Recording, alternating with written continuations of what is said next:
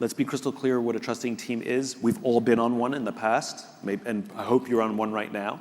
We've all been on trusting teams where we have psychological safety to say out loud, I made a mistake, or I need help, or I don't know, or I've got some stuff at home and I'm struggling and it's affecting my work product, and I need help, without any fear of humiliation, retribution, or that it'll affect your promotability. That's what being on a trusting team is, and that's what we have to build for the people who work for us. Not being on a trusting team, we've also all been there, unfortunately, where we're afraid to say, I made a mistake. We would never say, I don't know something or don't understand something. We would never ask for help because we're either going to get humiliated publicly or we're going to affect our promotability. And the opportunity to build trusting teams is what leadership is all about. That's where the strength of culture comes from. So yeah, it's essential to building any kind of business, short-term or long-term, but definitely a long-term company for sure. And all the stuff you talk about, challenging and pushing boundaries, means if you're pushing boundaries and you're thinking big, you're going to fall a lot. It happens. There's no such thing as innovation without experimentation, and experimentation inherently requires failure.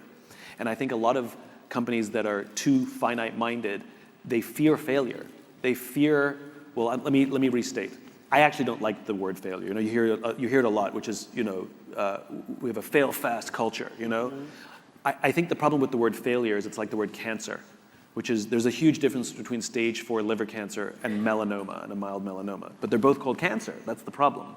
And there are failures which are minor and overcomable, and there are failures that are catastrophic. But the problem is they're both called failure. I like the word falling. Failure we should work very hard to avoid. But falling we should encourage because you can get back up.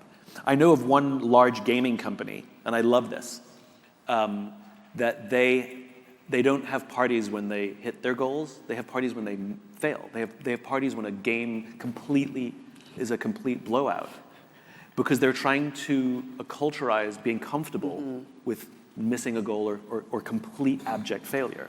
And they have a party, and they have their own champagne, which it has a label on it. Their own label, I think it's called, they're called lessons. And on the back of the champagne bottle after the party, they actually write the lessons they learned from the failure. And so it's a company that's very comfortable with failing, which means they try again very easily, and they're super innovative. So creating a culture where falling is part of the game, I think is wonderful. It has to be celebrated. I love it.